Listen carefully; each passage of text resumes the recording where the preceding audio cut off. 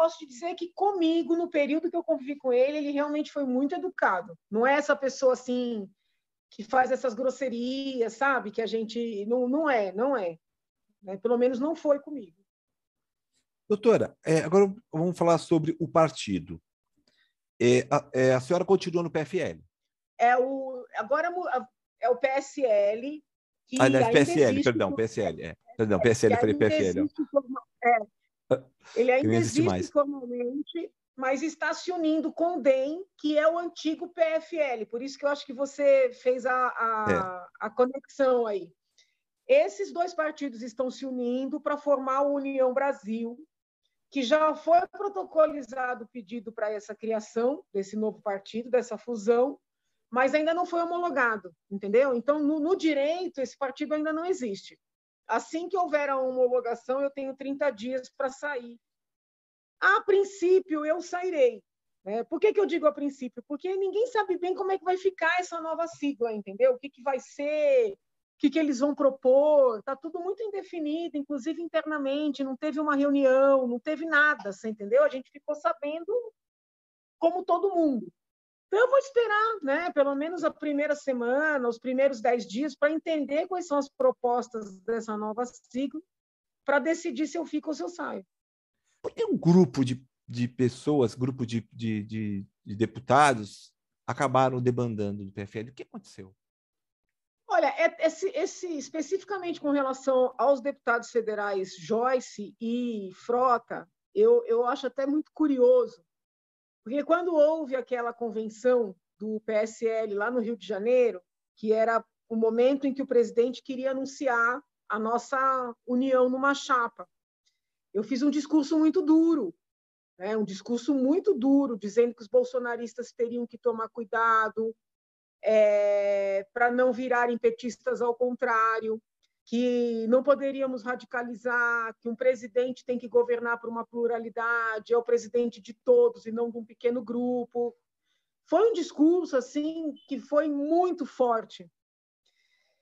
E os bolsonaristas raiz se ofenderam demais com o meu discurso. Tanto é que, depois dessa minha participação na convenção, muitos não queriam mais que eu fosse vice. O presidente foi muito pressionado. Né? Desses bolsonaristas raiz que se revoltaram, eu me lembro muito bem da deputada Joyce e do deputado Frota, que ficaram assim indignados com o meu discurso, entendeu? Então, quando eu os vi, né, se afastando de maneira assim radical, discordando de tudo, criticando tudo, e entrando no PSDB, né, eu lembrei, né, dessa passagem onde eu falei em ponderação, né, eu falei assim naquele discurso: olha, não se pode pensar apenas no ganhar, tem que pensar no ganhar e no governar. Pode ser que com radicalismo se ganhe, mas não se governa.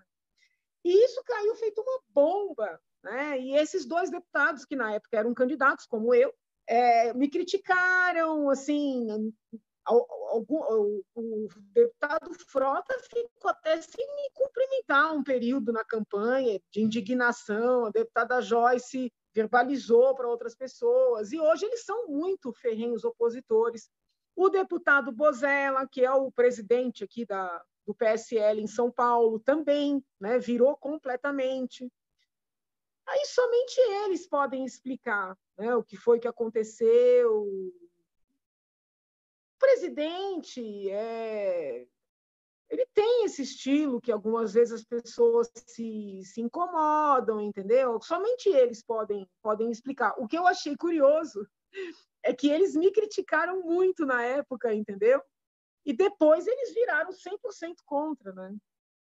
E eu lembro até que a deputada Joyce Hasselmann chamou no canal dela, no canal YouTube, para dar voto para a senhora na época. Eu até lembro muito bem disso. Que vocês tinham uma boa relação. Não tenho uma má relação com ela, não tenho uma má relação com ninguém. Com a graça de Deus, eu sou uma pessoa que não tem uma relação com as pessoas. Que bom. Mas, assim, aquele meu discurso incomodou muito, entendeu? O núcleo duro, porque a deputada Joyce, pelo menos naquele momento, ela era bolsonarista, ela se apresentava como Bolsonaro de saias, né? O deputado Frota era bolsonarista. Eu nunca fui bolsonarista e sempre deixei isso muito claro. Nunca fui. Eu não sou, né, sou abertamente contra a esquerda, muito embora respeite as pessoas, procure tratar todo mundo com dignidade, mas eu sou abertamente contra a esquerda. Né? Lutei a minha vida inteira contra as pautas de esquerda, promovi o processo de impeachment. Então, assim, o que eu queria naquele momento? Buscar um caminho para o Brasil, entendeu? E das hipóteses postas, quem mais tinha potencial era o presidente, hoje presidente, então deputado, Bolsonaro. Ele traz umas pautas que, para mim, são importantes, que é a defesa da vida, né? A proteção da infância. Então, assim, mas eu nunca fui bolsonarista. Né? Tem gente que às vezes escreve nas minhas redes, quando eu critico, traidora, traidora. Não, pode pegar todas as minhas entrevistas, né? Na campanha, meus vídeos. Eu pedi voto para ele, por entender que nós não podíamos correr o risco de deixar o PT ganhar. Mas eu nunca me apresentei como bolsonarista ou disse que concordava com ele em tudo, né, em todas as ideias. Inclusive, quando ele me convidou para ser vice, eu lembro de uma reunião que a gente fez sobre algumas pautas de divergência. Né? E aí ele brincava. Não, mas peraí, então eu abro mão de um pedacinho, você abre mão do outro, a gente chega no meio do caminho, entendeu? Então, ele mesmo sabia, né, que eu sou uma pessoa com pensamento próprio, sempre fui. E vamos supor que ele seja reeleito. E aí eu te coloco, doutora, se ele consegue ser reeleito e para compor o ministério, ele liga para a senhora e fala assim, doutora Janaína, quer fazer parte do ministério como ministra da Justiça? A senhora aceitaria? Eu teria que sentar com ele e entender o que ele espera desse ministro da Justiça, entendeu? Ou no caso desta ministra. Né? Por exemplo, quando ele me convidou para ser vice, eu busquei ter essa conversa mais assim, profunda com ele. E o entorno se magoou muito. Qualquer pergunta que eu fizesse, eles achavam que era pedantismo.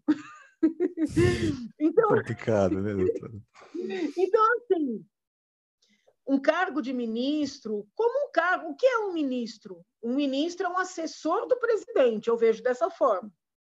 Então, para você ser um bom ministro, você precisa sentar e entender o que é que o presidente entende como papel desse ministro, entendeu? Entendi. Essa conversa franca, que precisa ser longa, precisa ser detalhada, ela precisa ocorrer.